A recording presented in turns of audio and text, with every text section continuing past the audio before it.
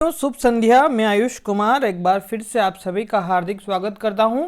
जैसा कि आप लोगों को विदित है कि हम लोगों ने 5 फ्री साइकोलॉजी के ऑनलाइन टेस्ट कर लिए हैं जो कि यूनिट वाइज आयोजित हुए थे, और उन सभी का वीडियो सॉल्यूशन आपको जो है प्लेलिस्ट में मिल जाएगा, तो आप लोग उनको भी देख सकते हो। जो लोग नए हैं, जो लोग नहीं पहुँच सके समय पर हमारे चैनल पर, तो कोई बात नहीं है, और इनको ज़रूर देख लीजिएगा सॉल्यूशन को।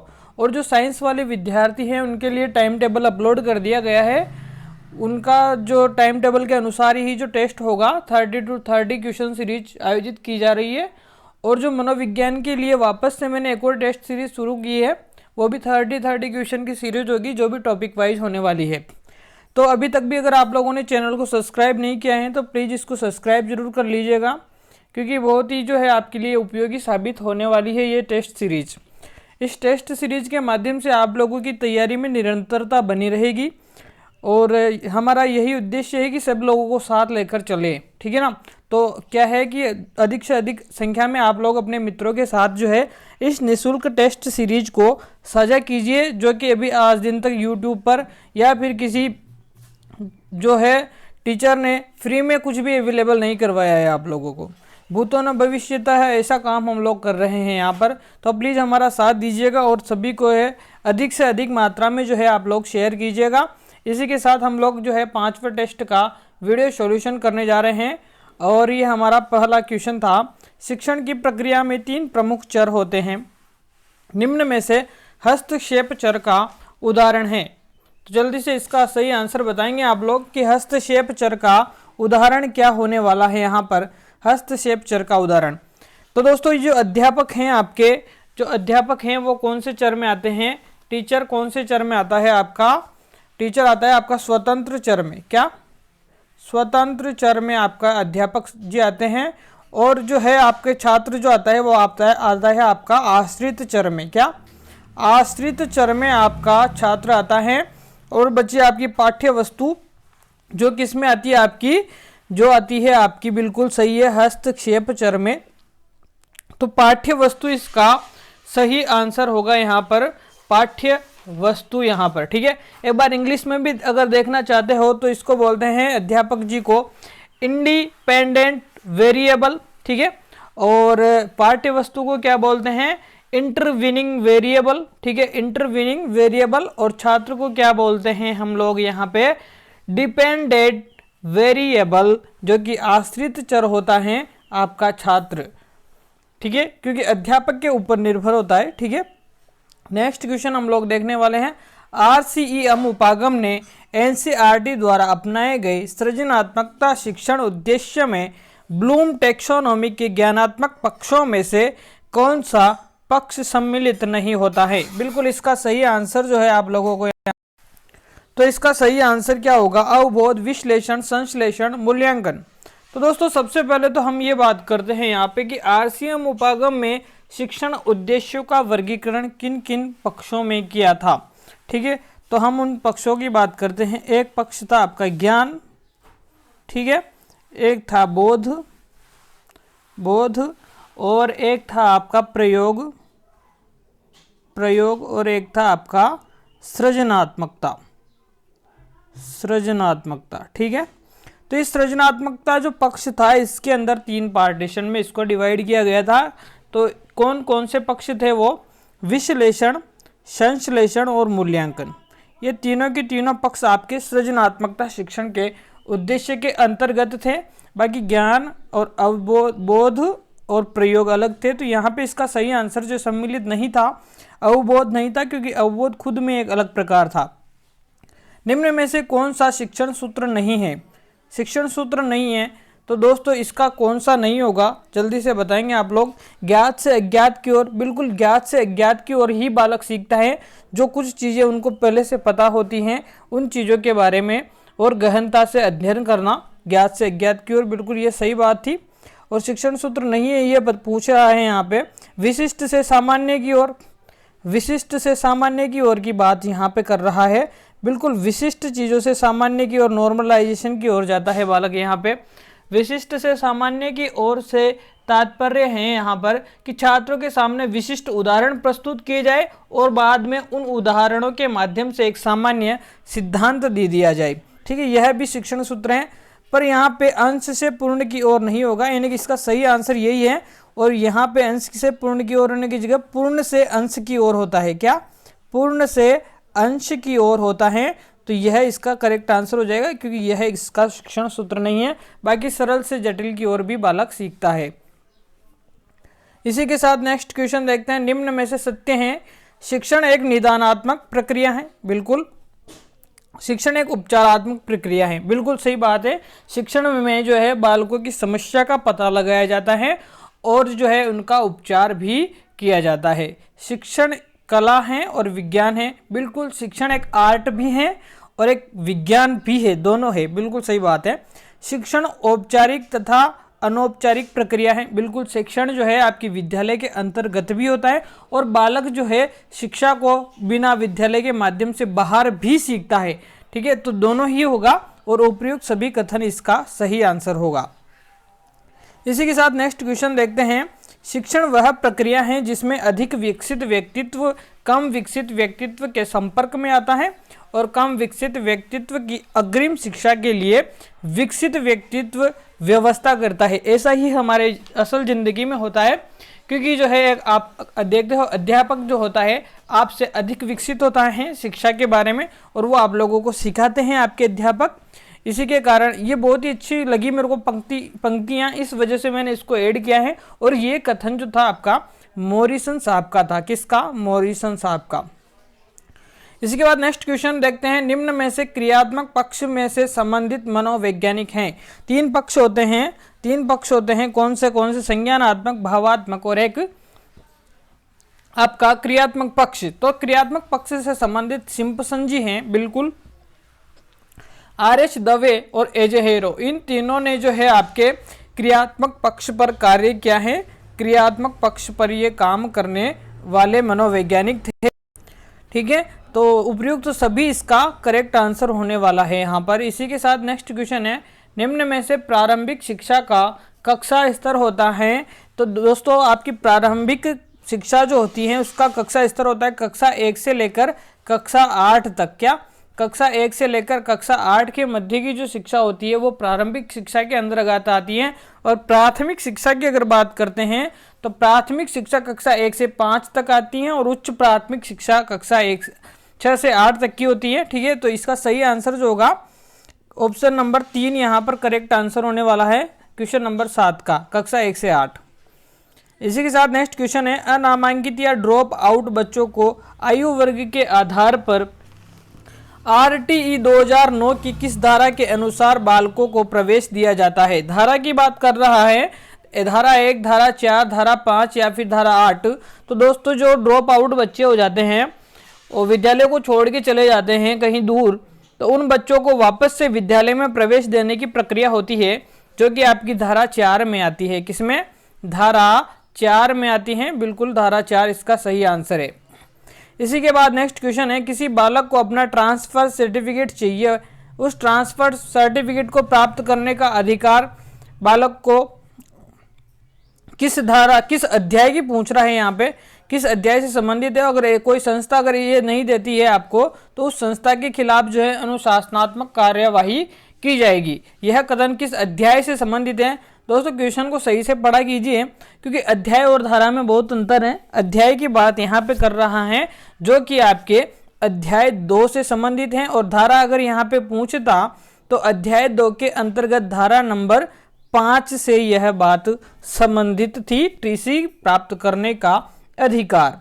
ठीक है, धारा 5 से यह बात संबंधित थी। यहाँ तक की बात आपको एकदम से क्लियर हो गई होगी। ठीक है, इसी के साथ हम लोग नेक्स्ट क्वेश्चन देखते हैं। एक अच्छे परीक्षण की कौन सी विशेषता नहीं है? एक अच्छा परीक्षण की कौन सी विशेषता नहीं हो सकती? एक अच्छा परीक्षण क्या वस्तुनिष्ठ नहीं होगा?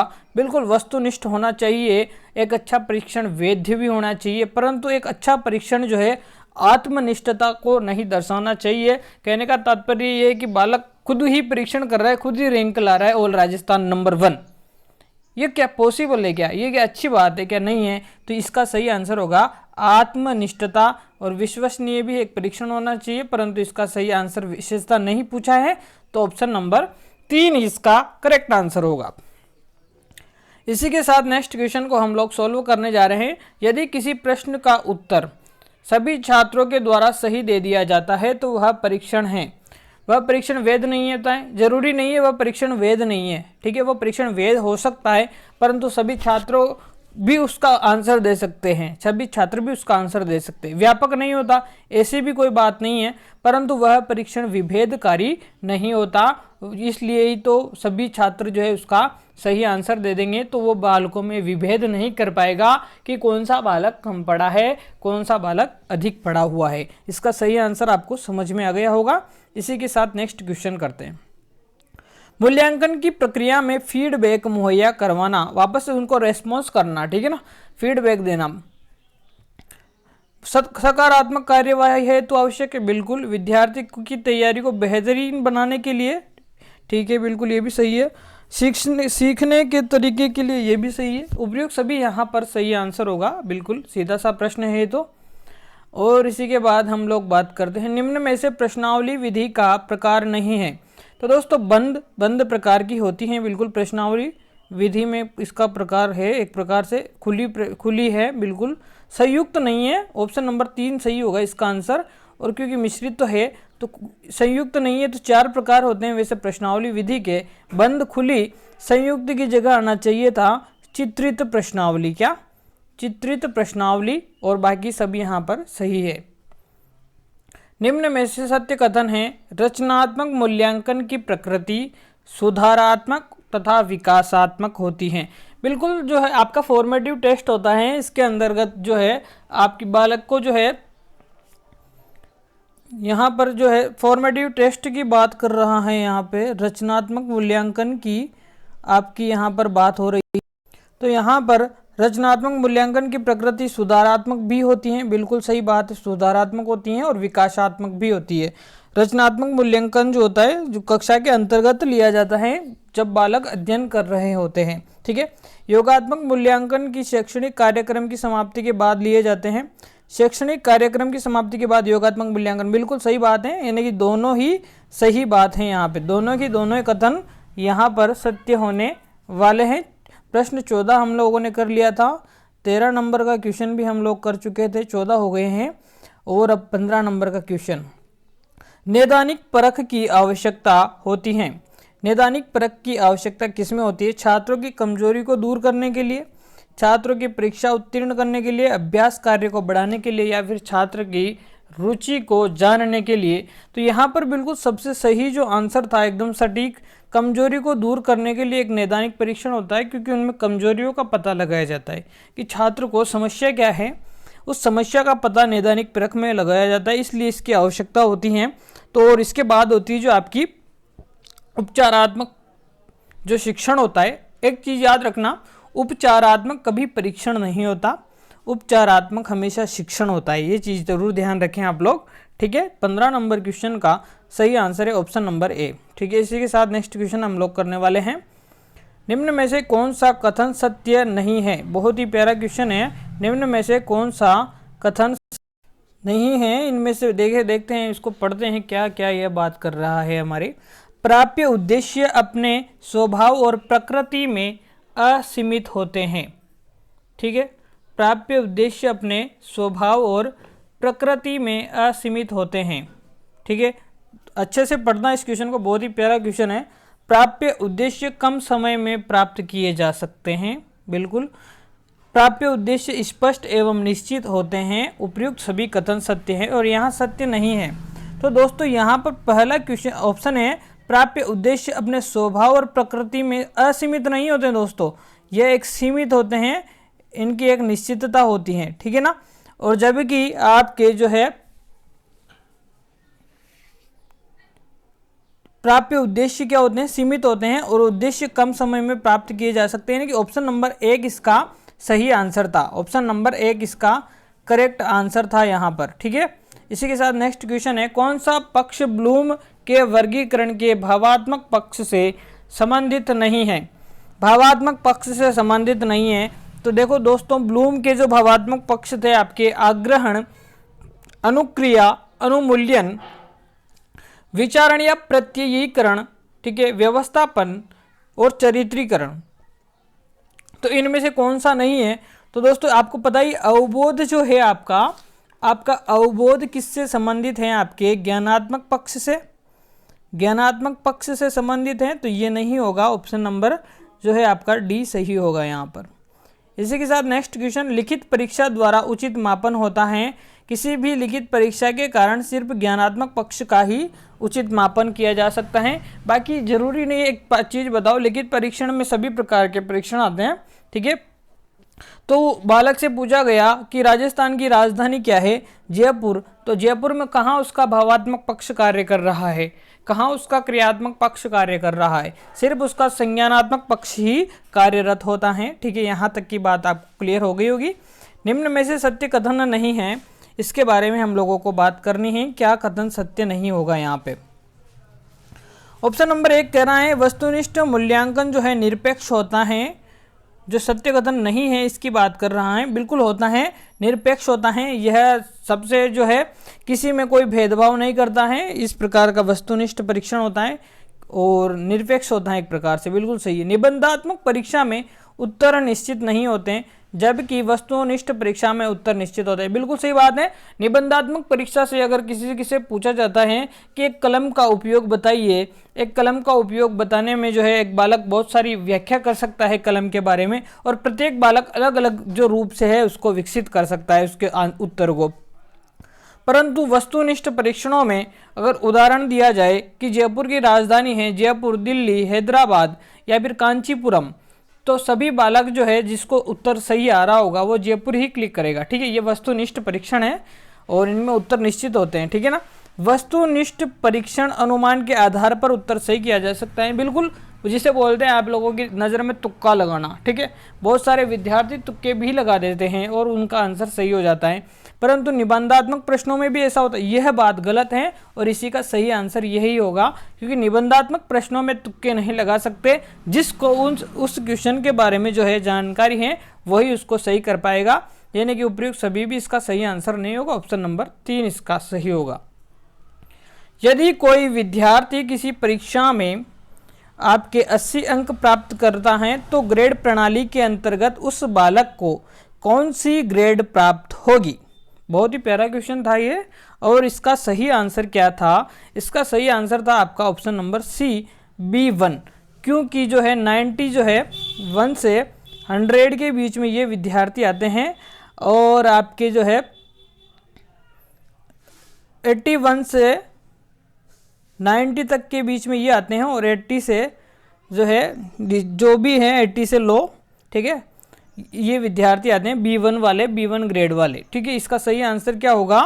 B1 ग्रेड होगा, B1 ग्रेड होगा इसका सही आंसर, बिल्कुल, क्योंकि 80 अंक प्राप्त कर रखे हैं बच्चे ने 80 से लेके 80 अंक प्राप्त कर रखे हैं। 71 से 80 तक के विद्यार्थी B1 ग्रेड में आते हैं, और 81 से 90 और 91 से 100 जो है बिल्कुल आपके A1 ग्रेड में आएंगे, ठीक है। इसी के बाद में नेक्स्ट क्वेश्चन देखते हैं। निम्न में से सत्य कथन नहीं है, शिक्षण विधियों में पाठ्यक्रम के प्रस्तुतिकरण की ओर ध्यान ही दिया जाता, ठीक है। देखते हैं क्या होता है। सत्य कथन नहीं पूछा है, और 21वें क्वेश्चन का सही आंसर क्या होता है, ठीक है। शिक्षण विधि तथा शिक्षण व्यूह रचना दोनों की व्यापकता समान है। देखते हैं दोनों की व्यापकता समान होती है क्या?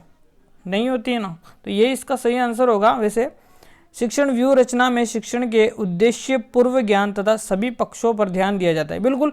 जो एक शिक्षण व्यूह रचना होती है एक शिक्षण की पूरी प्रक्रिया के अंतर्गत होती है, ठीक है। पूरी प्रक्रिया आ जाती है पूरी शिक्षण व्यूह रचना के अंदर, और एक शिक्षण विधि एक पार्ट है इसका शिक्षण व्यूह रचना का। तो दोनों की व्यापकता समान नहीं हो सकती, क्योंकि शिक्षण व्यूह रचना जो है अधिक ज़्यादा महत्वपूर्ण होती है। व्यूह रचना के अंतर्गत शिक्षण विधि आती है, ठीक है। और शिक्षण विधियों में पाठ्यक्रम के प्रस्तुतिकरण ही और ध्यान दिया जाता है, बिल्कुल सही। तो ऑप्शन नंबर बी इसका करेक्ट आंसर हो जाएगा, ऑप्शन नंबर बी, ठीक है।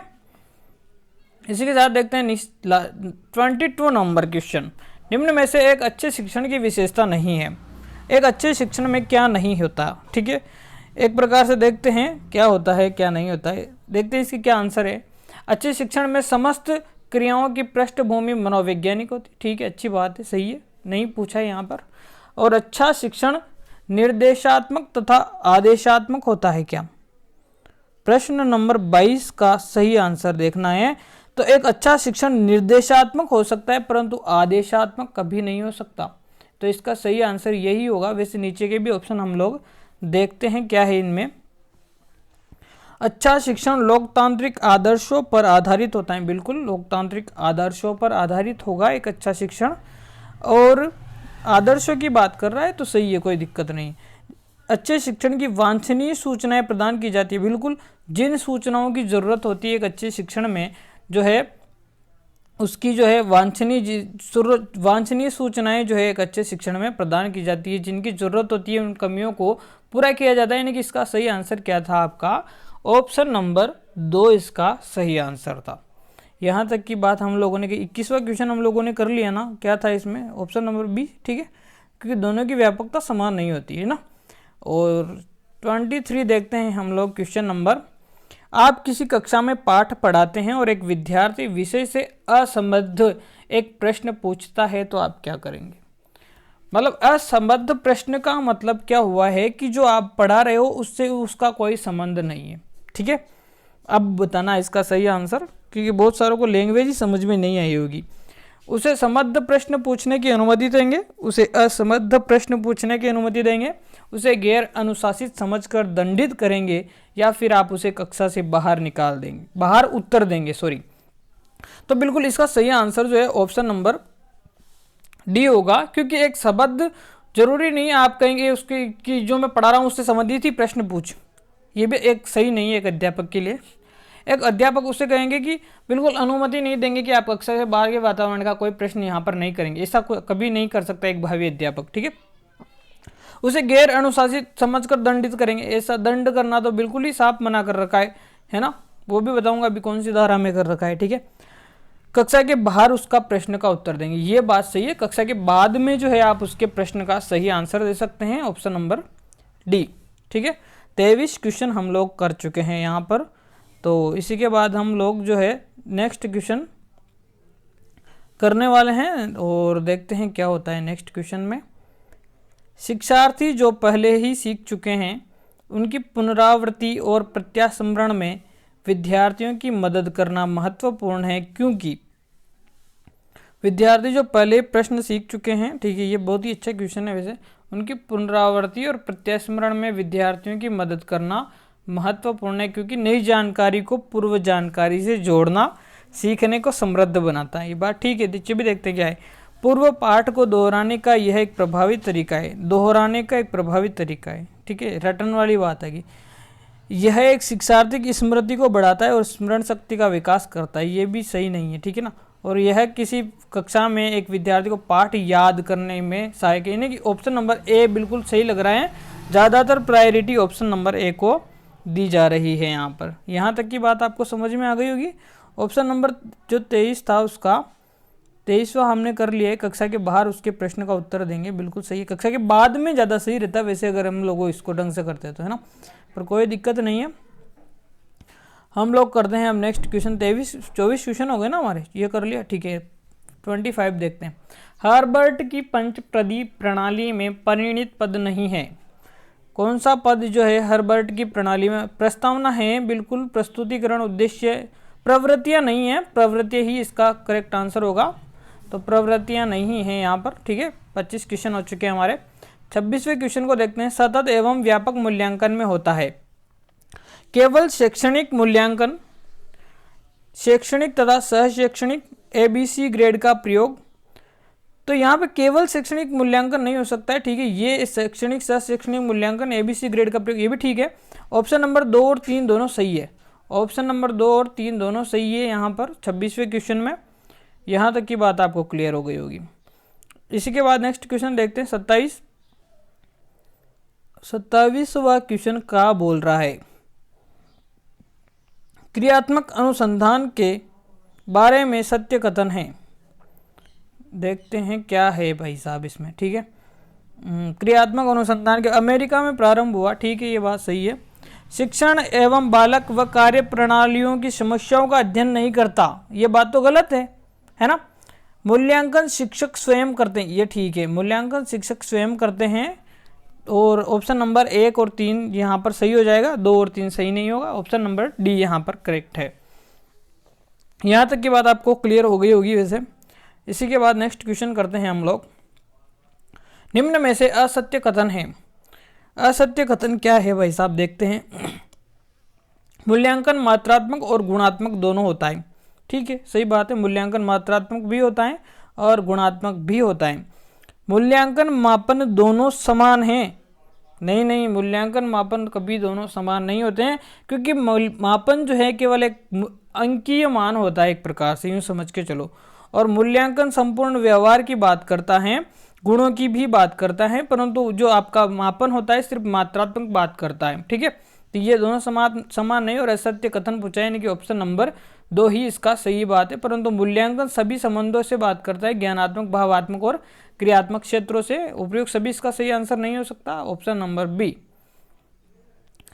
29 क्वेश्चन देखते हैं। मूल्यांकन का केंद्र होना चाहिए प्रतियोगिता परीक्षाओं को बढ़ाना, स्मरण शक्ति को बढ़ाना, अधिगम को बढ़ाना, या फिर उपयुक्त सभी। तो दोस्तों यहाँ पर जो है प्रतियोगिता परीक्षा को बढ़ाना मूल्यांकन का कोई केंद्र नहीं होना चाहिए, और एक स्मरण शक्ति की तो कभी बात ही नहीं कर सकते आप। तो यहाँ पर अधिगम को बढ़ाना बिल्कुल सही है, व्यवहार में परिवर्तनों को बढ़ाना मूल्यांकन का केंद्र होना चाहिए, ठीक है। इसी के साथ नेक्स्ट क्वेश्चन की बात हम लोग करते हैं। निम्न में से शिक्षण प्रक्रिया का अंग नहीं है उचित विधियों और माध्यमों द्वारा अध्यापन, शैक्षिक उद्देश्य निर्धारित करना तथा प्रभावी साधनों का निर्माण करना, व्यवहार को अनुचित दिशा देना, और उपयुक्त सभी। तो यहाँ पर एक व्यवहार को उचित विधियों और माध्यमों के द्वारा अध्यापन करना, ये ठीक बात है, अंग नहीं पूछा है, परंतु यहाँ पर अंग क्या नहीं होगा, शैक्षिक उद्देश्य निर्धारित करना, प्रभावी साधनों का निर्माण करना, सही बात है। परंतु अनुचित दिशा देना ये गलत बात है, यही इसका सही आंसर होगा, क्योंकि जो है उचित दिशा देना, व्यवहार को अनुचित नहीं एक उचित दिशा देना है, शिक्षण अधिगम प्रक्रिया का अंग होता है। यहाँ तक की बात आपको क्लियर हो गई होगी। इसी के साथ नेक्स्ट क्वेश्चन। निम्न में से कौन सा एक शिक्षण सूत्र नहीं है। बहुत ही अच्छी बात है, देखते हैं क्या नहीं है भाई साहब। क्वेश्चन नंबर 31 का सही आंसर क्या होगा। मूर्त से अमूर्त की ओर, बालक किसी वस्तु को देख के ही सीखता है, और मूर्त वस्तुओं से अमूर्त वस्तुओं की ओर जो है शिक्षण प्रक्रिया चलती है, बिल्कुल सही बात है। ऑप्शन नंबर 1 तो सही है, तो नहीं पूछा है ना, तो ये तो ठीक है बात है। विश्लेषण से संश्लेषण की ओर, ये भी ठीक है, विश्लेषण से संश्लेषण की ओर करेगा बालक अध्ययन, बिल्कुल। छोटी छोटी चीज़ों को समस्या समाधान करने के बाद ये छोटी छोटी चीज़ों को ले जाकर फिर किसी एक निश्चित चीज़ तक वह पहुंच जाता है और उसकी समस्या का समाधान हो जाता है।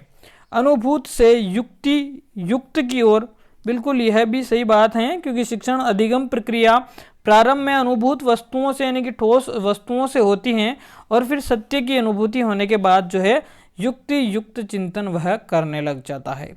निश्चित से अनिश्चित की ओर, यह बात थोड़ी सी गलत लग रही है, क्योंकि अनिश्चित से निश्चित की ओर होती है शिक्षण सूत्र। अनिश्चित से निश्चित की ओर होता है, निश्चित की ओर होता है अनिश्चित से निश्चित की ओर, ठीक है, अनिश्चित से निश्चित की ओर होता है। तो यह बात गलत थी और यही इसका सही आंसर। नेक्स्ट क्वेश्चन देखते हैं। निम्न में से किस तकनीक के अंतर्गत बालक एक चीज हासिल करना चाहता है जिसके बाद वह अपनी इच्छुक चीजें कार्य या लाभ में बदल सकता है। तो मित्रों इसका सही आंसर जो मैं आपको सीधा सा बता दूं, डायरेक्ट टोकन इकोनॉमी ही इसका सही आंसर होगा। टोकन इकोनॉमी के अंतर्गत क्या होता है, जैसे मान के चलो कॉइन्स मान लो, है ना, जैसे कोई ये बालक है, ठीक है, ये बालक अच्छा बालक है, ठीक है। अब एक पिताजी बोलते हैं इसको, ये पिताजी, ठीक है, ये पिताजी बोलते हैं कि तू झूठ नहीं बोलेगा, तू अच्छे काम करेगा तो मैं तेरे को एक कॉइन दूंगा, ठीक है, एक कॉइन दूंगा, ठीक है। इस प्रकार से बालक सच बोलता जाता है, और ऐसे बोलते हैं पिताजी, फिर जैसे ही तेरे पास 10 कॉइन होंगे मैं तेरे को मार्केट में घुमाने ले जाऊंगा और वहाँ से ढेर सारे खिलौने दिलाऊंगा। तो बालक झूठ नहीं बोलता है और ये टोकन इकोनॉमी को इकट्ठा करने लगता है, यानी कि अच्छी आदतों का विकास करने के लिए टोकन इकोनॉमी का प्रयोग किया जाता है। बच्चे किस प्रकार से सीखते हैं, नीचे दिए गए कथनों में से कौन सा कथन इस प्रश्न के विषय में असत्य है? कौन सा कथन इस प्रश्न के विषय में असत्य है? जल्दी से इसका सही आंसर बताएंगे आप लोग। क्या ही इसका सही आंसर होगा? 33वें क्वेश्चन का सही आंसर होगा ऑप्शन नंबर 1, बच्चे केवल कक्षा में सीखते हैं। यह बात नहीं, केवल कक्षा में नहीं सीखते हैं, संपूर्ण जीवन में सीखते रहते हैं। बच्चे तभी सीखते हैं जब वह संज्ञानात्मक रूप से तैयार, ये बात ठीक है। बच्चे अनेक प्रकार से सीखते हैं, ये भी सही है। बच्चे सीखते हैं क्योंकि स्वाभाविक रूप से प्रेरित होते हैं, ठीक है। बाकी यहाँ पे ये बात गलत है, असत्य कथन ही पूछा था, क्योंकि बच्चे केवल कक्षा में नहीं सीखते हैं, कक्षा के बाहर भी जो है बहुत महत्वपूर्ण जिंदगी को वो इंजॉय करते हैं। क्रियात्मक अनुसंधान का प्रथम सोपान है समस्या का ज्ञान, बच्चों का संकलन, कार्यों का क्रियान्वयन या फिर कार्य योजनाओं तथा उपकल्पनाओं का निर्माण। क्वेश्चन नंबर 34 का पहला आंसर ही सही होगा, क्योंकि क्रियात्मक अनुसंधान के लिए समस्या का ज्ञान होना जरूरी है और प्रथम सोपान यही है इसका। क्रियात्मक अनुसंधान के महत्व के बारे में निम्न में से कौन सा कथन सही नहीं है? उपभोक्ता ही अनुसंधान करता है। उपभोक्ता ही अनुसंधान करता है। समस्या का हल शीघ्र प्राप्त हो जाता है। समस्या का हल अभ्यास में लाया जाता है तथा उसका मूल्यांकन नहीं किया जाता। निम्न में से कोई नहीं। 35 का सही आंसर है ऑप्शन नंबर सी, क्योंकि यहाँ पर समस्या का हल अभ्यास में लाया जाता है परंतु उसका मूल्यांकन भी किया जाता है, और यहाँ पे है नहीं किया जाता, तो ऑप्शन नंबर सी सही इसका होगा। इसी के साथ हम लोग नेक्स्ट क्वेश्चन करने वाले हैं। क्रियात्मक अनुसंधान मौलिक अनुसंधान से भिन्न है क्योंकि अध्यापकों, शिक्षकों तथा प्रबंधकों के द्वारा किया जाता है। क्रियात्मक अनुसंधान भिन्न है मौलिक अनुसंधान से क्योंकि, है ना, उन शोधकर्ताओं द्वारा किया जाता है जिनका विद्यालय से संबंध नहीं होता। यह प्रमाणित उपकरणों पर आधारित होता है, उपयुक्त सभी। तो इसका सही जो आंसर था 36 का ऑप्शन नंबर ए होगा, क्योंकि यह विद्यालय शिक्षकों तथा प्रबंधकों के द्वारा किया जाता है, इसलिए मौलिक अनुसंधान से भिन्न होता है। और मौलिक अनुसंधान शोधकर्ताओं के द्वारा किया जाता है, बड़े बड़े जो अच्छे से जानकार होते हैं, प्रशिक्षित व्यक्ति होते हैं, उनके द्वारा। क्रियात्मक अनुसंधान के लिए आवश्यक है पर्याप्त धन, पर्याप्त समय, परिकल्पनाओं का निर्माण, शिक्षक की प्रसिद्धि। पर्याप्त धन जैसी कोई बात नहीं, समय जैसी कोई बात नहीं, परंतु यहाँ पे परिकल्पना का निर्माण बिल्कुल सही होगा, क्योंकि परिकल्पनाओं का निर्माण करना आवश्यक है क्रियात्मक अनुसंधान के अंतर्गत। निम्न में से राष्ट्रीय पाठ्यचर्या 2005 के अनुसार असत्य कथन है। असत्य कथन बताना है। बालकों की परीक्षा प्रणाली को लचीलापन, संयुक्त करना तथा कक्षागत गतिविधियों से जोड़ना। बालकों को संपूर्ण ज्ञान को विद्यालय के बाहरी जीवन से जोड़ना। बालकों की शिक्षण प्रक्रिया को रटन पद्धति युक्त बनाना। चहुमुखी विकास पर आधारित पाठ्यचर्या हो। तो बाकी ये सब बातें सच हैं। लचीलापन, संयुक्त करना, ठीक है। संपूर्ण जो ज्ञान है उसको विद्यालय के बाहरी जीवन से जोड़ना, परंतु रटन प्रणाली युक्त बनाना, यह बात गलत है, यह बात असत्य है। बाकी सब सही है, ऑप्शन नंबर 3 सही होगा। राष्ट्रीय पाठ्यचर्या 2005 की आवश्यकताओं में सम्मिलित नहीं है। शैक्षणिक लक्ष्यों की प्राप्ति हेतु सम्मिलित नहीं पूछा है, तो यहाँ पर 39 का आंसर सही होगा। देखते हैं क्या होता है। बिल्कुल शैक्षणिक लक्ष्य की प्राप्ति हेतु यह बात करता है, ठीक है, यह तो बात सही है। और पाठ्यक्रम में नवीन तथ्यों एवं शोध कार्यों के निष्कर्षों को सम्मिलित करने हैं, तो यह भी सही है। मानवीय मूल्यों तथा अनैतिक मूल्यों में वृद्धि करना, यह बात गलत है, यानी कि इसका सही आंसर यही होगा। मानवीय मूल्यों में तो वृद्धि करेगा परंतु नैतिक मूल्यों में वृद्धि करेगा, जबकि अनैतिक मूल्यों में वृद्धि नहीं करेगा, इसलिए यह बात आपकी गलत साबित होती है। विद्यार्थी की जरूरतों एवं अभिरुचियों को ध्यान में रखकर पाठ्यक्रम को निर्माण करना, यह भी सही है। क्वेश्चन नंबर 40 पर हम लोग पहुंच चुके हैं और बने रहिएगा इसी के साथ में आप लोग भी। राष्ट्रीय पाठ्यचर्या की रूपरेखा 2005 के अनुसार एक शिक्षक की भूमिका होती है। एक अभिनेता की, एक जोकर की, एक सुविधादाता की, एक सत्तावादी। तो दोस्तों यहाँ पर सही आंसर होगा बिल्कुल एक सुविधादाता, एक फैसिलिटेटर के रूप में जो है एक अध्यापक को काम करना है। बच्चों को सुविधाएं उपलब्ध करवानी है कि उनकी प्रॉब्लम्स क्या है उनके बारे में जानना है, और हमारी CLT टीचिंग जो होती है वो भी इसी बात पर बल देती है। श्याम ने कक्षा 10 की परीक्षा दी, ठीक है भाई साहब, दी, और उसका परीक्षा परिणाम 95% अंक प्राप्त हुए और 95% अंकों का आना, ठीक है, जो 95% जो अंक प्राप्त किए हैं उसने, उनका आना, और श्याम बहुत होशियार है, यह श्याम का क्या कहलाएगा। मतलब उसने 95% जो है प्राप्त किए, यह तो क्या है, और श्याम एक बहुत होशियार हैं, यह क्या है, इस चीज़ को बताना है, ठीक है। 95% प्राप्त करना तो उसका क्या हो गया, एक प्रकार से मापन हो गया, क्या हो गया, मापन हो गया, ठीक है। और यहाँ पर होशियार की बात कर रहे हैं, यानी कि पूरे व्यक्तित्व की बात यहाँ पे की गई है, यह हो गया मूल्यांकन, क्या, यह हो गया मूल्यांकन, यानी कि मापन और मूल्यांकन सही होगा, यानी कि ऑप्शन नंबर 1 सही होगा। विद्यार्थियों द्वारा किए गए कार्यों को साक्ष्यों के रूप में संधारित करने के लिए एक विद्यार्थी के लिए एक फाइल बनाई जाती है, हर विद्यार्थी के लिए, ठीक है, हर विद्यार्थी के लिए एक फाइल बनाई जाती है, उसे क्या कहते हैं। बहुत ही अच्छा क्वेश्चन था और ये ऑफिशियल डॉक्यूमेंट्री से लिए गए क्वेश्चन है।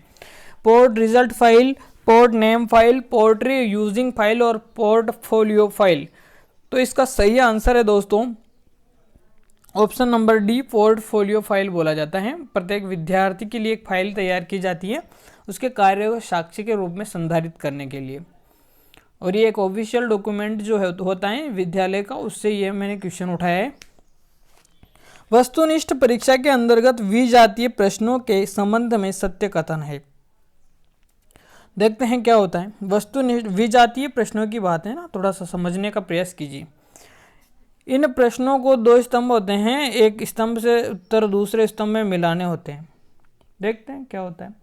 इन प्रश्नों के बीच में रिक्त स्थान होता है, रिक्त स्थान पूर्ति वाले प्रश्न होते हैं और ये मिलान चिन्ह वाले होते हैं। इन प्रश्नों में असंगत और भिन्न को छांटना होता है। बताइए 43 का सही आंसर क्या होना चाहिए। ऑप्शन नंबर सी ही सही होगा, क्योंकि विजातीय प्रश्नों की बात हो रही है और यहाँ पर जो होता है असंगत और भिन्न को छांटना होता है। बिल्कुल 3 नंबर ऑप्शन सही होगा, ठीक है। इसी के साथ नेक्स्ट क्वेश्चन देखते हैं। निम्न में से गुणात्मक प्रकार का मूल्यांकन नहीं है। प्रायोगिक जांच सूची, साक्षात्कार, समाजमिति। तो दोस्तों यहाँ पर जो है सही आंसर क्या होगा, प्रायोगिक, क्योंकि जो आपको पता है ना लिखित, प्रायोगिक, ये सब क्या होते हैं आपके गुणात्मक प्रकार का मूल्यांकन नहीं करते हैं, ठीक है। और जो ये आपके हैं जांच सूची, साक्षात्कार, समाजमिति विधि, ये सभी जो है गुणात्मक प्रकार का मूल्यांकन करते हैं। अगर इनके बारे में और ज़्यादा जानना है तो देखते हैं, कभी फुर्सत मिली तो वीडियो बना देंगे। बाकी अभी हम लोग आंसर्स की और कुछ समझने की बातें कर रहे हैं। यहाँ पर किसी प्रश्न पत्र में संपूर्ण पाठ्यक्रम से प्रश्न शामिल होना, ठीक है, 45 क्वेश्चन है। शामिल होना यह कथन प्रदर्शित करता है संपूर्ण पाठ्यक्रम से जो है प्रश्न आने चाहिए भाई साहब। उसकी वस्तुनिष्ठता को नहीं, ऐसी कोई बात नहीं है। वैधता, ऐसी समग्रता को जो है यह प्रदर्शित करेगा, क्योंकि जो है यहाँ पर संपूर्ण पाठ्यक्रम से प्रश्नों को शामिल करना है। एक शैक्षणिक वर्ष में पहली से 5वीं कक्षा के लिए कार्य दिवस की संख्या होगी। तो पहली से जो 5वीं की बात कर रहा है आपका 220 कार्य दिवस, 200 कार्य दिवस, 800 कार्य दिवस या फिर 240 कार्य दिवस, कितने होंगे यहाँ पर। जल्दी से इसका सही आंसर आप लोग यहाँ पर 46 का सही आंसर बताएंगे। ऑप्शन नंबर क्या होगा, अरे जल्दी से बताओ। ऑप्शन नंबर बी सही होगा, क्योंकि जो है कक्षा 1 से 5 की बात यहाँ पे कर रहा है, और एक शैक्षणिक कार्य दिवस में जो है कार्य दिवसों की संख्या कक्षा 1 से 5 के लिए 200 कार्य दिवस होने चाहिए। आरटी 2009 में 6 से 8 में शिक्षक और बच्चों का अनुपात क्या होगा। बिल्कुल आरटी 2009 में लिखा हुआ है ये, और यह अनुपात क्या होना चाहिए, इसका सही आंसर आप लोग मुझे यहाँ पर देने वाले हो। जल्दी से इसका सही आंसर देंगे आप लोग।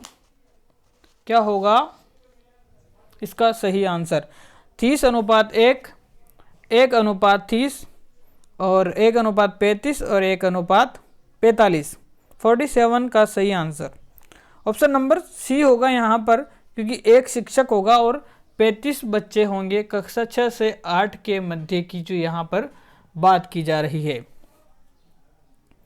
इसी के साथ नेक्स्ट क्वेश्चन है, RDE 2009 की धारा 27 के अनुसार एक उचित कथन है। उचित कथन है यहाँ पर, ठीक है, उचित कथन क्या पूछा है। RDE 2009 की धारा 27 के अनुसार एक उचित कथन की बात यहाँ पे कर रहा है।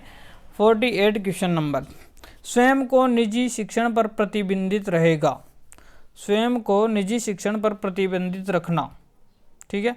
दूसरी ये बात है, जनगणना, मतगणना, आपदा प्रबंधन के अलावा अन्य गैर शैक्षणिक कार्यों में नहीं लगाया जाएगा। तो यह बात एक सही है, और जो कि 27 जो है आपकी धारा उसमें लिखी गई है, 27 नंबर की जो धारा है उसमें यह बात लिखी हुई। दोनों कथन सही हैं, यह बात गलत है, क्योंकि स्वयं को निजी शिक्षण में प्रतिबंधित रखना ये धारा 28 की बात है। क्या है? धारा 28 की बात है, और जो ये धारा 27 में जो है ये बिल्कुल सही बात है, जनगणना वगैरह इनकी बात यहाँ पर की गई है। और ये धारा 26 की बात है कि किसी विद्यालय में 10% से अधिक जो है पद रिक्त नहीं होंगे, यह धारा 26 की बात कही गई है। RDE 2009 के किस अध्याय में समुचित सरकार, स्थानीय प्राधिकारी एवं माता पिता के दायित्व को संबद्ध किया गया है? अध्याय की बात हो रही है, थोड़ा सा ध्यान दीजिएगा। अध्याय ऑप्शन में है, धारा नहीं है, ठीक है। तो 49 क्वेश्चन का सही आंसर क्या होगा? किस अध्याय में माता पिता के दायित्व की बात की गई है? जल्दी से बताओ। धारा नहीं है, फिर कह रहा हूँ धारा नहीं है, अध्याय की बात की गई है। अध्याय की समुचित सरकार, स्थानीय प्राधिकारी और माता पिता के कर्तव्य, ठीक है। तो इसका सही आंसर होगा अध्याय नंबर 3, क्योंकि अध्याय नंबर 3 में यह बात कही गई है। एंडरसन के अनुसार क्रियात्मक अनुसंधान के कितने सोपान होते हैं? तो 7 सोपान। क्या? 7 सोपान होते हैं, जल्दी से याद रख लीजिएगा, ठीक है। नेक्स्ट क्वेश्चन, क्रियात्मक अनुसंधान का गुण नहीं है तात्कालिक समस्याओं पर विचार करना, विद्यालय की दैनिक समस्याओं का समाधान करना, अल्प समय तथा अल्प व्ययी ना होना, विद्यालय सुधार के प्रयास करना। इसका सही आंसर क्या होगा? जल्दी से बताएंगे। ऑप्शन नंबर 3 इसका सही आंसर होगा। अल्प समय और अल्प व्ययी होना चाहिए, क्योंकि अल्प व्ययी ना होना यहाँ पर बात है, अल्प व्ययी भी होना चाहिए। अत्यधिक खर्चा होगा तो विद्यालय कहाँ से लेके आएगा? यह एक क्रियात्मक अनुसंधान का गुण नहीं है। जबकि तात्कालिक समस्याओं पर विचार करना, दैनिक समस्याओं को समाधान करना और विद्यालय के सुधार के लिए प्रयास करना, यह सारी बातें बिल्कुल क्रियात्मक अनुसंधान के गुणों के अंतर्गत आती है। एंडरसन के अनुसार क्रियात्मक अनुसंधान प्रणाली में प्रयुक्त सोपानों में से नहीं है। जल्दी से इसका सही आंसर बताएंगे आप लोग। 52 का बहुत ही प्यारा क्वेश्चन है। तथ्य, अच्छा पहला देखते, समस्या का ज्ञान होना, बिल्कुल सही बात है। एंडरसन के अनुसार क्रियात्मक अनुसंधान प्रणाली में समस्या का ज्ञान होना, कार्य के प्रति प्रस्ताव पर विचार विमर्श, योजना का चयन व कल्पना निर्माण, तथ्य अस्वीकरण करने की विधियों का निर्माण, यही बात जो है नहीं है। क्योंकि तथ्य अस्वीकरण करने की कोई विधियों का निर्माण करना, ऐसी बात किसी क्रियात्मक अनुसंधान में नहीं हो सकती। जबकि समस्या का ज्ञान होना चाहिए, कार्य के प्रति प्रस्ताव पर विचार विमर्श भी होना चाहिए, और योजना चयन व कल्पनाओं का निर्माण भी होना चाहिए। यह तीनों तो इसमें शामिल है, परंतु यह कथन इसमें एंडरसन के जो है 7 सोपानों में शामिल नहीं किया गया था। 53 का सही आंसर क्या होगा? निम्न में से कौन सा कथन एक क्रियात्मक अनुसंधान का महत्व को प्रदर्शित नहीं करता? देखते हैं क्या बात है यहाँ पर। क्वेश्चन नंबर 53, तो यहाँ पर एक विद्यालय के यांत्रिक और परंपरागत वातावरण को समाप्त करता है, बिल्कुल सही बात है। एक छात्रों के चतुर्मुखी उन्नति के लिए विद्यालय की क्रियाओं का अप्रभावपूर्ण विधि से आयोजन करना, यह बात गलत है। यानी कि ऑप्शन नंबर बी इसका सही होगा, क्योंकि प्रभावपूर्ण विधि से आयोजन करेगा। अप्रभावपूर्ण अगर कोई विधि होगी तो वो वहाँ पे छात्रों की जो है कोई प्रभाव ही नहीं पड़ रहा है उनकी क्रियाओं पर और उनकी उन्नति पर, तो यह कौन सी विधि हुई भाई, है ना। तो ऑप्शन नंबर बी सही है। और बाकी ये भी पढ़ लेते हैं, विद्यालय की कार्य प्रणाली में संशोधन है और सुधार करेगा, बिल्कुल सही है। और यह विद्यालय प्रबंधकों और छात्रों, शिक्षकों, निरीक्षकों आदि की समस्या को व्यवहारिक रूप में समाधान करता है। बिल्कुल सही बात है सारी की सारी। 54 नंबर क्वेश्चन है, सीखने की प्रतिफल की आवश्यकता निम्न में से क्यों है? क्यों है भाई साहब सीखने के प्रतिफल की आवश्यकता? अध्यापक को उसकी आयु के अनुसार, बालक को उसकी आयु के अनुसार शिक्षा दी जाए। बिल्कुल सही बात है, उसकी आयु के अनुसार शिक्षा देनी चाहिए बालक को। शैक्षिक उद्देश्यों की प्राप्ति की जांच नहीं करना। शैक्षिक उद्देश्यों की प्राप्ति की जांच नहीं करना। देखते हैं क्या होता है। राष्ट्रीय स्तर पर शैक्षिक स्तर आकांक्षाओं की प्राप्ति के लिए कार्यों का क्रियान्वयन नहीं करना। यानी कि एक ही बात सही लगी अभी तक ऑप्शन नंबर 1 में, उपयुक्त सभी नहीं हो सकता, ऑप्शन नंबर 1 सही होगा इसका आंसर। नेक्स्ट क्वेश्चन देखते हैं, एनसीएफ 2005 एक है, राष्ट्रपति का अध्यादेश, संसद का अधिनियम, विद्यालय शिक्षा का एक नवीनतम दस्तावेज, उपयुक्त सभी। तो दोस्तों यहाँ पे ऑप्शन नंबर 3 सही है, क्योंकि एक विद्यालय का नवीनतम दस्तावेज है, किसी राष्ट्रपति का अध्यादेश या किसी संसद का अधिनियम नहीं है एनसीएफ 2005। ठीक है, तो 55 क्वेश्चन का आंसर सही सी है। ठीक है, 55 हो गया क्लियर। और जो है 56 देखते हैं हम लोग, पाठ्य वस्तु का पृथक्करण कर निर्धारित उद्देश्यों को स्पष्ट रूप से परिभाषित कर उद्देश्य से संबंधित विशेषताओं को ध्यान में रखकर ऐसी परिस्थितियों का चुनाव किया जाता है उद्देश्य प्राप्ति के संबंध में साक्ष्य संकलित किए जा सके। यह कथन मूल्यांकन की किस विशेषता को प्रदर्शित करता है? और बहुत सारों को तो क्वेश्चन पढ़ते ही दिमाग खराब हो गया, काहे दे दियो योमा का कारण है ना। तो दोस्तों इसमें देखिएगा, सबसे पहले क्या कर रहे हैं, पाठ्य वस्तु का पृथक्करण। ठीक है भाई साहब, करते हैं, पाठ्य वस्तु का पृथक्करण कर दिया ये हमने। ओहो के चल गयो, किधर चल गयो, इधर आ जाओ वापस। ठीक है, ये कहाँ पर पहुँच गए थे हम लोग? क्वेश्चन नंबर कौन सा था? हो गई थोड़ी सी प्रॉब्लम, क्या करें अब, थोड़ा सा पेशेंस रखिएगा हल्का सा, और हम लोग वापस अपने क्वेश्चन पर पहुँचने वाले हैं। क्वेश्चन नंबर कहाँ पर थे, जल्दी आ जाओ।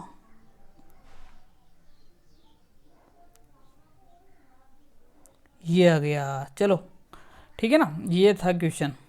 और यहाँ पर जो है ये कह रहा है हमारा पाठ्य वस्तु को पृथक्करण करो। ठीक है भाई साहब, ये पृथक्करण कर दिया हमने, अलग अलग भागों में विभाजित कर दिया। ठीक है, फिर परिभाषा करके उद्देश्य से संबंधित विशेषताओं को ध्यान में रखकर, जो भी आपका उद्देश्य है उससे संबंधित जो विशेषताएं उनको ध्यान रखकर ऐसी परिस्थितियों को चुनाव करें उद्देश्य प्राप्ति के संबंध में उपयुक्त साक्ष्य संकलित की जाए। मतलब जो भी आपका उद्देश्य है उसके लिए एक साक्ष्यों को संकलित करो इसमें। ठीक है, और साक्ष्य को संकलित किया जाए, नहीं विश्लेषण करके संश्लेषण करने की बात हो रही है, तो इसका ऑप्शन नंबर 3 सही होगा, विश्लेषणात्मक तथा संश्लेषणात्मक। ठीक है, यहाँ की बात आपको समझ में आ गई होगी। और देखते हैं 50 नंबर क्वेश्चन, कौन सा ग्रेडिंग प्रणाली के अंतर्गत ए ग्रेड प्राप्त करने वाले बालकों के संबंध में सत्य कथन है? तो दोस्तों देखते हैं हम लोग यह बात, स्वतंत्र रूप से कार्य करना, अपेक्षित स्तर की समझ रखना, बिल्कुल यही बात सही है, और यह ए ग्रेड में आते हैं। बाकी को भी देखते हैं, शिक्षक की सहायता से कर पाना, ये आते हैं बी ग्रेड में बच्चे। क्या, जो बच्चे शिक्षक की सहायता से अगर किसी कार्य को कर रहे हैं तो वह बी ग्रेड में आएंगे। ठीक है, मध्यम स्तर की समझ रखना, ये भी इसी में आएगा बी ग्रेड में। ठीक है, शिक्षक की विशेष सहायता से अगर कोई बच्चा किसी आरंभिक स्तर के कार्य को कर रहा है, तो आरंभिक स्तर की समझ रखता है, तो वह आएगा आपका सी ग्रेड में। ठीक है, और ये दोनों आएंगे बी ग्रेड में, और इस टाइप के बच्चे आएंगे ए ग्रेड में। ये भी ऑफिशियल डॉक्यूमेंट से लिया गया क्वेश्चन है। इसी के साथ देखते हैं, वस्तुनिष्ठता की रक्षा करने के लिए सर्वाधिक उपयुक्त प्रश्न है। अति लघुरात्मक, निबंधात्मक, ये नहीं हो, बाकी बहुविकल्पात्मक जो है वस्तुनिष्ठता की रक्षा के लिए सर्वाधिक उपयुक्त कथन होंगे, यहाँ पे प्रश्न होंगे, सॉरी। बी.एस. ब्लूम के द्वारा दी गई मूल्यांकन प्रणाली त्रिध्रुवीय संरचना के तत्व हैं। शिक्षण के उद्देश्य पुस्तक मूल्यांकन, शिक्षण उद्देश्य पाठ्यक्रम शिक्षण अनुभव, शिक्षण उद्देश्य अधिगम अनुभव मूल्यांकन, ये सही है बिल्कुल। जो ब्लूम के द्वारा मूल्यांकन की त्रिध्रुवीय संरचना दी गई थी, और जिसके अंतर्गत है आपके शिक्षण उद्देश्य, अधिगम अनुभव और मूल्यांकन। यह बात सही है, इसको एक्सप्लेन नहीं कर सकता मैं अभी क्योंकि समय का जो है बहुत ही प्रॉब्लम है, तो समय की वजह से मैं इसको ज़्यादा एक्सप्लेन नहीं कर पाऊँगा। शिक्षण में ब्लूप्रिंट क्या होता है? शिक्षण की आधारशिला, विद्यालय की आधारशिला, छात्रों की आधारशिला या फिर प्रश्न पत्र निर्माण की आधारशिला। तो ब्लूप्रिंट की बात हो रही है यहाँ पे नील पत्र की, तो इसका सही आंसर होगा प्रश्न पत्र निर्माण में जो काम ली जाती हैं वो उसकी आधारशिला भी कहा जाता है, तो यही होगा ऑप्शन नंबर डी। सतत एवं समग्र मूल्यांकन होता है वर्ष में एक बार, अंत में एक बार। ठीक है, देखते हैं। अध्यापक शिक्षा प्राप्ति की संपूर्ण प्रक्रिया में, ये अध्यापक को काट देते हैं हम लोग यहाँ पे ना, शिक्षा प्राप्ति की संपूर्ण प्रक्रिया में स्वतंत्र रूप से जो होता है वही क्या कहलाता है? आपका सतत एवं समग्र मूल्यांकन कहलाता है। यहाँ पर 61 क्वेश्चन हम लोगों ने कंप्लीट कर लिए हैं। 60 क्वेश्चन हो गया था, 61 भी हो गया, 62 देखते हैं हम लोग अब। सतत एवं समग्र मूल्यांकन प्रणाली CCE में सेकंड समेटिव टेस्ट जो है आपका कब होता है? यह भी आपको पता होना चाहिए कि सेकंड जो समेटिव होता है, 2 समेटिव होते हैं ना, फर्स्ट और सेकंड, तो ये सेकंड समेटिव टेस्ट असेसमेंट की जांच कब की जाती है? तो ये आपके मार्च में की जाती है। कब की जाती हैं? मार्च में की जाती हैं सेकंड समेटिव असेसमेंट टेस्ट। बाकी के लिए तो मैं माफ़ी चाहूँगा क्योंकि समय की क्या है बहुत ज़्यादा जो कमी हो रही है यहाँ पे, समय बहुत कम है और आपके क्वेश्चन बहुत सारे हैं। ठीक है, क्वेश्चनों पर भी ध्यान देना होता है। ठीक है, तो डी देखते हैं हम लोग, ऑप्शन नंबर डी से इसका सही आंसर था। वैसे ऑप्शन नंबर डी बिल्कुल सही आंसर था, मार्च में किया जाता है। 63 क्वेश्चन देखते हैं। देश के किस बोर्ड में कक्षा 9 तथा कक्षा 10 में सतत एवं समग्र मूल्यांकन प्रणाली को लागू कर दिया? राजस्थान माध्यमिक शिक्षा बोर्ड, दिल्ली राष्ट्रीय राजस्थान माध्यमिक शिक्षा बोर्ड, अखिल भारतीय अनुसंधान केंद्र या फिर केंद्रीय माध्यमिक शिक्षा बोर्ड। तो इसका सही आंसर बिल्कुल केंद्रीय माध्यमिक शिक्षा बोर्ड CBSE द्वारा यह लागू किया गया था। बिल्कुल सही बात है और ऑप्शन नंबर डी इसका सही आंसर था। यह भी क्वेश्चन बड़ा प्यारा है और इसको देखते हैं हम लोग। तो निम्न में से सही क्रम है निष्पत्ति, उपचारात्मक शिक्षण, निदानात्मक शिक्षण। तो ये गलत है क्योंकि निदानात्मक शिक्षण पहले आता है, उपचारात्मक शिक्षण बाद में आता है। ठीक है ना, निदानात्मक, उपचारात्मक, निष्पत्ति। तो सबसे पहले निष्पत्ति परीक्षण होता है, उपलब्धि परीक्षण के बाद में निदानात्मक परीक्षण होगा, फिर उपचारात्मक परीक्षण होगा। तो उपचारात्मक परीक्षण सबसे पहले, ये भी गलत हो गया, यानी कि 3 तो गलत हो गए, बचा लास्ट सही है क्योंकि निष्पत्ति परीक्षण के बाद निदानात्मक परीक्षण और उपचारात्मक शिक्षण होता है, परीक्षण नहीं होता। उपचारात्मक हमेशा क्या होता है? शिक्षण होता है। आर्थिक रूप से कमजोर समुदाय के बच्चों हेतु निजी स्कूल में कितने प्रतिशत का आरक्षण दिया गया है? 65 नंबर क्वेश्चन का बिल्कुल ऑप्शन नंबर ए सही होगा क्योंकि 25% जो है सभी निजी स्कूलों के अंतर्गत जो है आर्थिक रूप से जो भी बालक कमजोर हैं, कमजोर समुदाय के बच्चे हैं, उनके लिए 25% का आरक्षण निर्धारित किया गया है।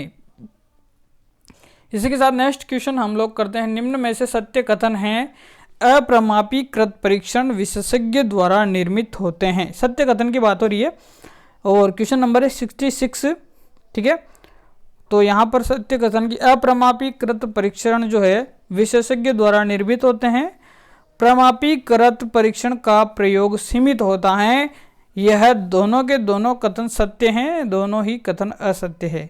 तो 66 का सही आंसर होगा दोनों ही कथन असत्य हैं क्योंकि अप्रमापीकृत जो परीक्षण होते हैं वो स्थानीय विद्यालय के अध्यापकों द्वारा किए जाते हैं, जबकि प्रमापीकृत परीक्षण जो है विशेषज्ञ द्वारा किए जाते हैं। स्टैंडर्ड्स जो होते हैं परीक्षण, जो प्रमापीकृत परीक्षणों का प्रयोग सीमित नहीं होता, असीमित होता है। ये किसी विश्व के लिए भी हो सकते हैं, किसी देश के लिए भी हो सकते हैं। ठीक है ना, तो यह सीमित नहीं होता, असीमित प्रयोग इनके होते हैं, असीमित प्रयोग के लिए। ठीक है, असीमित प्रयोगों के लिए। ठीक है, यहाँ तक की बात आप लोगों को एकदम से क्लियर हो गई होगी। 66 क्वेश्चन हम लोग कर चुके हैं, 67 की बात हम लोग करते हैं। निम्न में से सीखने के प्रतिफल की आवश्यकता में सम्मिलित नहीं है। निःशुल्क तथा अनिवार्य शिक्षा का अधिकार अधिनियम के अंतर्गत प्रत्येक विद्यार्थी को गुणवत्ता मुक्त शिक्षा। ठीक है, दूसरा देखते हैं, शिक्षण उद्देश्य की पूर्ति की सटीक जांच। सही बात है ये भी। राष्ट्रीय स्तर के शैक्षिक आकांक्षाओं की क्रियान्वित हेतु समन्वित प्रयास। उपयुक्त सभी सत्य हैं और यहाँ पर सम्मिलित नहीं पूछा है। 67 का सही आंसर ऑप्शन नंबर ए होने वाला है, क्योंकि गुणवत्ता मुक्त शिक्षा नहीं हो सकती, गुणवत्ता युक्त शिक्षा होगी। ठीक है, गुणवत्ता युक्त शिक्षा होगी, इसलिए इसका सही आंसर ऑप्शन नंबर ए होगा। सीखने के प्रतिफल पर कार्य करना एक प्रक्रिया है। सीखने के प्रतिफल पर कार्य करना, ये ऑफिशियल डॉक्यूमेंट्री में से लिया गया है। तो वर्गाकार नहीं हो सकती है, वृत्ताकार नहीं होगी, वर्तुलाकार होगी। वर्तुलाकार क्या, एक वर्तुलाकार प्रक्रिया है सीखने का। जो आपका प्रतिफल है तो वृत्तालुकार। ठीक है, ये इसका सही आंसर होगा। वृत्ताकार नहीं होगी, वर्तुलाकार होगी। क्या, वर्तुलाकार यह होगी, बिल्कुल सही आंसर होगा वर्तुलाकार, ऑप्शन नंबर सी। देखते हैं नेक्स्ट क्वेश्चन में क्या है। किसी शिक्षा शास्त्री ने शिक्षा को त्रिमुखी प्रक्रिया माना, अतः छात्र एवं शिक्षक के साथ तीसरा पक्ष पाठ्यक्रम को भी स्वीकारा गया। Bloom, John Dewey, John Locke या फिर कोई नहीं। तो इसमें आपको कन्फ्यूज़न है, कन्फ्यूज़न को कृपया दूर कर लें। आपके ब्लूम साहब यहाँ पर नहीं होंगे, आपके जॉन डीवी साहब जो हैं जिन्होंने शिक्षा को त्रिमुखी प्रक्रिया माना और साथ में इन्होंने बताया कि जो तीसरा पक्ष है वो आपका पाठ्यक्रम है। मैंने कम से कम 5-4 बुकों में देखा है ये। और इसके साथ में क्योंकि आप लोगों को कन्फ्यूज़न था ना, मेरे मैसेज आ गए थे बहुत सारे कि सर इसमें क्या होगा, तो इसमें बिल्कुल जॉन डीवी ही होगा। और आपको जिसने भी पढ़ाया है बिल्कुल गलत पढ़ाया है, तो उसको ध्यान रखें थोड़ा सा। जॉन डीवी इसका सही आंसर होगा। और बाकी आप कुछ भी मानते रहो, मेरे को कोई प्रॉब्लम नहीं है यहाँ पर। इसका सही आंसर जॉन डीवी होगा। निम्न में से पाठ्यचर्या 2005 की आवश्यकता में सम्मिलित है। नैतिक एवं मानवीय मूल्यों में वृद्धि करना, विद्यार्थियों की अभिरुचियों को ध्यान में रखना, शैक्षणिक लक्ष्यों की प्राप्ति हेतु उपयुक्त सभी। तो यहाँ पर सभी बातें सही है और कोई गलत है नहीं यहाँ पर। ठीक है, ऑप्शन नंबर डी सही है। यहाँ पर नेक्स्ट क्वेश्चन करते हैं हम लोग। बहुत ही अच्छा क्वेश्चन था। एनसीएफ 2005 का मुख्य सूत्र है लर्निंग विद बर्डन, मतलब बर्डन के साथ में सीखना, बोझ के साथ में सीखना। लर्निंग फॉर बर्डन मतलब बोझ के लिए सीखना। लर्निंग इज बर्डन मतलब सीखना ही एक बोझ है। लर्निंग विदाउट बर्डन बिना बोझ के शिक्षा। ठीक है, बिना बोझ के शिक्षा, ये बात की गई थी लर्निंग विदाउट बर्डन की। ठीक है, निम्न में से मापन की विशेषता मापन के माध्यम से है। इसका सही आंसर बताना है आपको। मापन की विशेषता मापन के माध्यम से। मापन एक संकुचित प्रक्रिया है। ठीक है, देखते हैं आगे। मापन के द्वारा एक निश्चित अंक की प्राप्ति की जा सकती है। मापन के माध्यम से किसी व्यक्ति की लंबाई, चौड़ाई, भार की गणना की जा सकती है या फिर उपर्युक्त सभी। तो बिल्कुल ये सारी की सारी बातें सही हैं यहाँ पर। और क्योंकि निश्चित अंकों की प्राप्ति की जाती है, लंबाई, चौड़ाई, भार वगैरह में मापन का प्रयोग होता है और एक संकुचित प्रक्रिया है, एक मात्रात्मक प्रक्रिया है। तो सारे ही बातें यहाँ पर सही हैं। इसी के साथ नेक्स्ट क्वेश्चन करने वाले हैं। विद्यालय प्रबंधन समिति में महिलाओं की संख्या कितने प्रतिशत होती है? महिलाओं की संख्या कितने प्रतिशत होती हैं, जल्दी से बताइएगा। और इसका सही आंसर क्या होने वाला है यहाँ पर 1/2 यानी कि 50% महिलाओं की संख्या होती हैं। 50% महिलाओं की संख्या होती है। यहाँ की बात आपको अच्छे से समझ में आ गई होगी। इसे बहुत ही प्यारा क्वेश्चन था। 50% सही होगा इसका। नेक्स्ट क्वेश्चन देखते हैं। एनसीएफ 5 बल देता है। करके सीखने पर, स्मरण शक्ति को बढ़ाने पर, रटने पर या फिर उपयुक्त सभी। तो ये तो आप सभी को पता है। एनसीएफ 5 जो है करके सीखने पर बल देता है। ये बिल्कुल सीधा सा क्वेश्चन था। 75 क्वेश्चन देखते हैं। किसी बालक के पास आयु का प्रमाण पत्र नहीं होने पर उसे विद्यालय में प्रवेश से इनकार नहीं किया जा सकता। यह आरटी 2009 की किस धारा में निर्दिष्ट किया गया है? बहुत ही अच्छा क्वेश्चन था। क्वेश्चन नंबर 75 जो है इसका सही आंसर क्या होगा?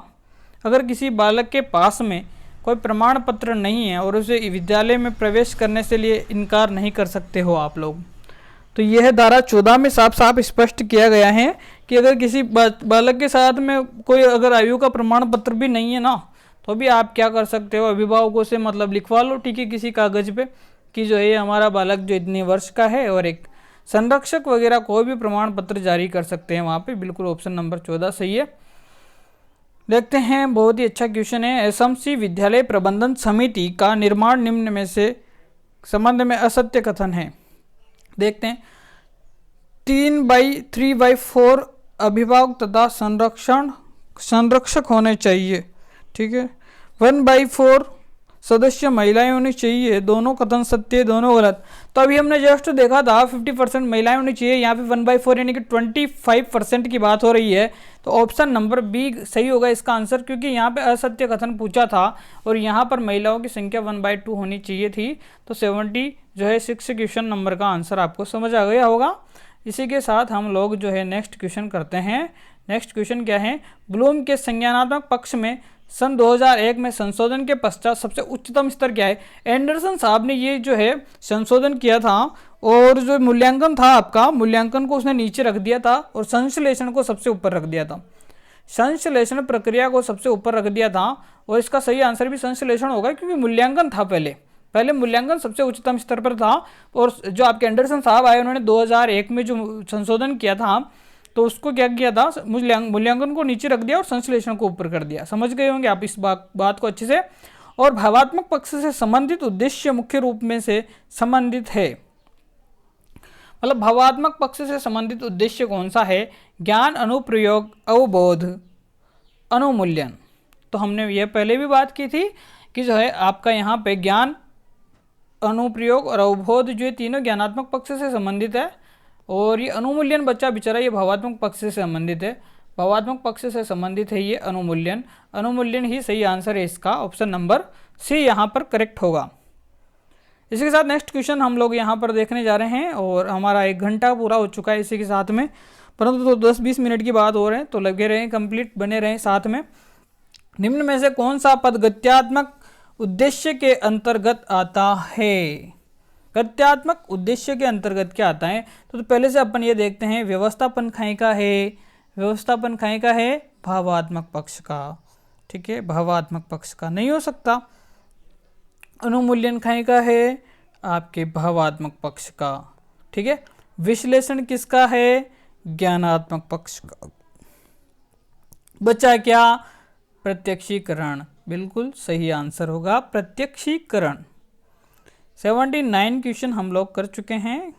मूल्यांकन का मुख्य उद्देश्य क्या है, केवल प्रश्न पत्र तैयार करना, अधिगमकर्ता की उपलब्धि जानना एवं सुधार लाना, इनमें से कोई नहीं, केवल परीक्षा करवाना।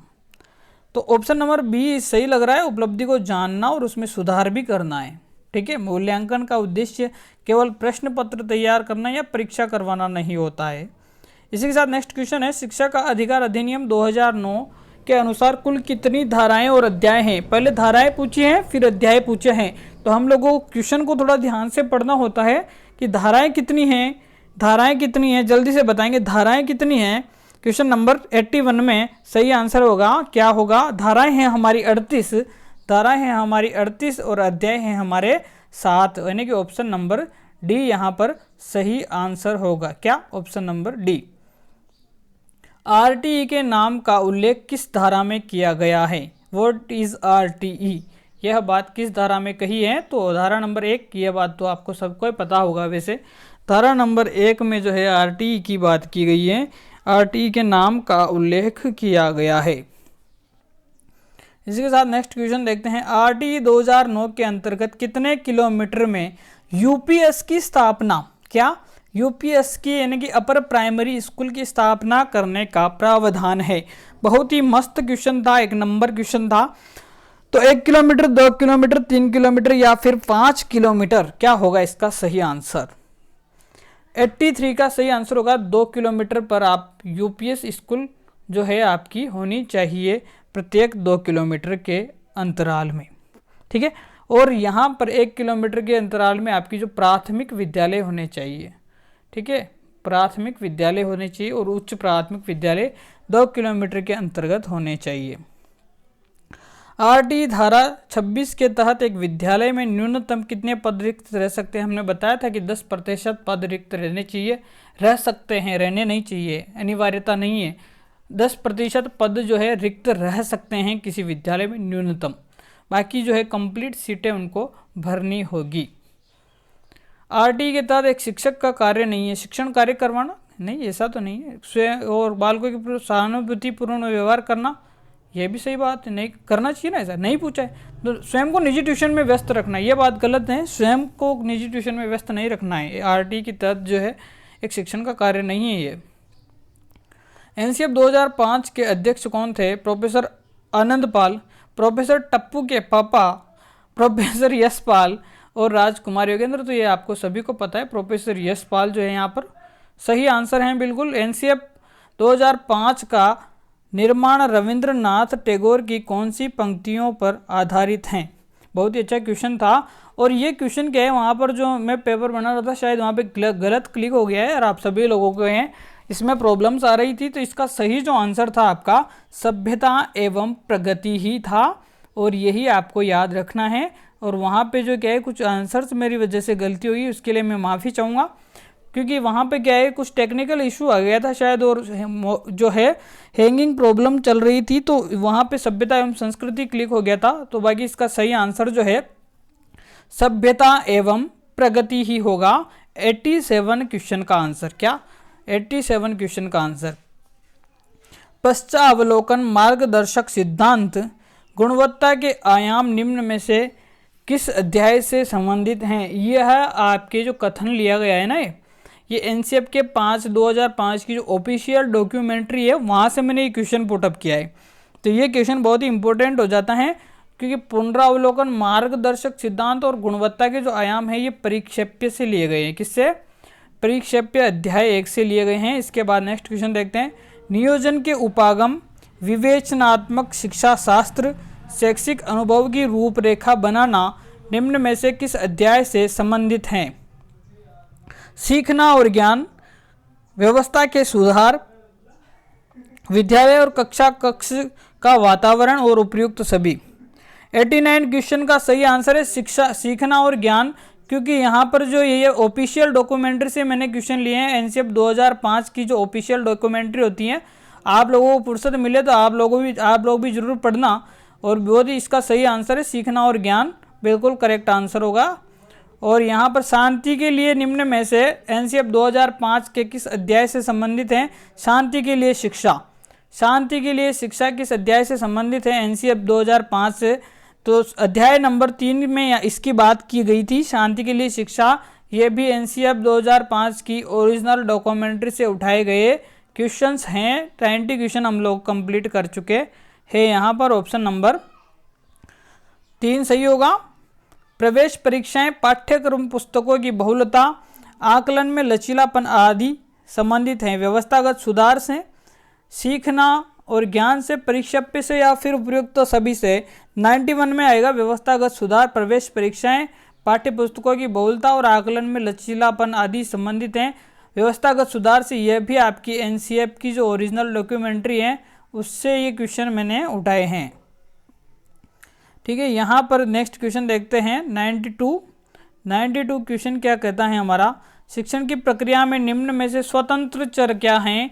स्वतंत्र चर आपको पता है, मैंने फर्स्ट में बता दिया, आपके अध्यापक जी हैं स्वतंत्र चर। ठीक है, नेक्स्ट क्वेश्चन है विभाजन, तुलना, आलोचना इत्यादि क्रियाएं शैक्षिक उद्देश्य के ज्ञानात्मक पक्ष से कौन से स्तर से संबंधित होती हैं? किसी की आलोचना करना या विभाजन करना, तुलना करना, ये सब आपके किससे संबंधित हैं? आपके विश्लेषण से संबंधित। यहाँ समझ में आ रहा होगा, विभाजन करना, अलग करना, तुलना करना, आलोचना करना, ये सब आपके विश्लेषण से हैं। और इन तुलना करके इनको एकत्रित करना, एक निष्कर्ष तक पहुँचना संश्लेषण में आ जाता है वैसे ही। तो वैसे विश्लेषण इसका सही आंसर है यहाँ पर, इस क्वेश्चन के आधार पर। एक छात्र कक्षा में प्राप्त अनुभवों के आधार पर शिक्षा मनोविज्ञान की समस्या को हल कर लेता है और यह किस उद्देश्य की पूर्ति करता है? यह कथन, तो यह जो पूर्व अनुभव है जो प्राप्त हैं, जो ज्ञान उसको, और उस ज्ञान के आधार पर वो समस्या को हल कर रहा है, यानी कि जो उसको ज्ञान प्राप्त है उस ज्ञान का उपयोग कर रहा है। प्रयोग वह उस ज्ञान का कर रहा है, यानी कि ज्ञानोपयोग यहाँ पर सही आंसर होगा। इसी के साथ नेक्स्ट क्वेश्चन है, सभी बच्चों की भागीदारी बच्चों के अधिकार समावेशन की नीति इत्यादि संबंधित हैं। परिक्षेप्य व्यवस्थागत सुधार, विद्यालय एवं कक्षा का वातावरण उपयुक्त सभी, ये भी एनसीएफ 2005 की ओरिजिनल डॉक्यूमेंट्री से लिया गया है। और आपको अगर डॉक्यूमेंट्री चाहिए तो कमेंट बॉक्स में नोट मेरे को क्या कर देंगे, आप कमेंट बॉक्स में कमेंट जरूर कर दीजिएगा, ताकि मैं अपने टेलीग्राम पे इसको अपलोड कर दूंगा, कोई प्रॉब्लम नहीं है। 95 क्वेश्चन का सही आंसर है ऑप्शन नंबर सी, विद्यालय तथा व्यवस्थागत, इसमें कक्षा का वातावरण आता है, विद्यालय तथा कक्षा का वातावरण। ठीक है। एक बार अध्यापक को निम्न में से किस गैर शैक्षिक कार्यों में अभियोजित किया जा सकता है? तो जनगणना में आपके मार साहब देखते हो आप बहुत सारी बार आते हैं, आपके घर में कितने ये वो पूछते रहते हैं ना। मतगणना में आपको पता है अध्यापकों की ड्यूटी लगती है और वही करवाते पूरा मत का काम। कभी कभी आपदा प्रबंधन में लगा दिया, यानी कि उपयुक्त सभी यहाँ पे सही आंसर होगा। किस धारा के अंतर्गत किसी बालक को शारीरिक और मानसिक दंड नहीं दिया जा सकता? तो धारा 17 में आपको खतरा है, ये ध्यान रखना। धारा 17 में आपको खतरा हो जाएगा यदि आपने किसी बालक को मानसिक या शारीरिक दंड दिया है तो।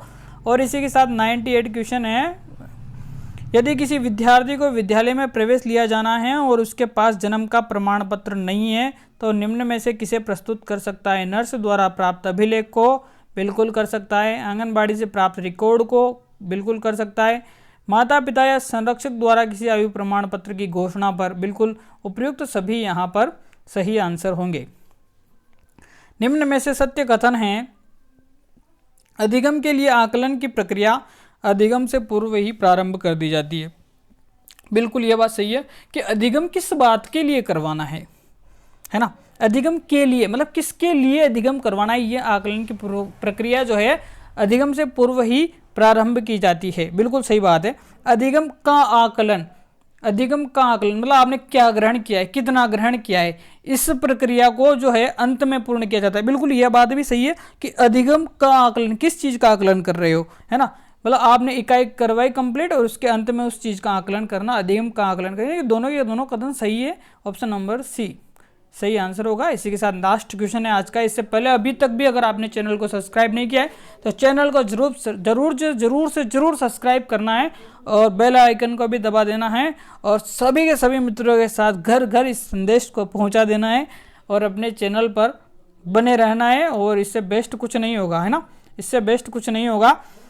प्रमाणीकृत परीक्षण की विशेषता है, परीक्षाएं निष्पक्ष होती है। बिल्कुल परीक्षाएं निष्पक्ष होती है क्योंकि बहुत अच्छे विशेषज्ञों के द्वारा यह निर्मित किया जाता है। ये अच्छे विशेषज्ञ भी नीचे आगे, यानी कि दोनों ही बातें सत्य हैं। Option number C is correct answer. और जल्दी से वीडियो पसंद आई हो तो इसको लाइक जरूर कर दीजिएगा, अपने मित्रों के साथ शेयर कर दीजिएगा। बहुत बहुत धन्यवाद, बहुत बहुत आभार।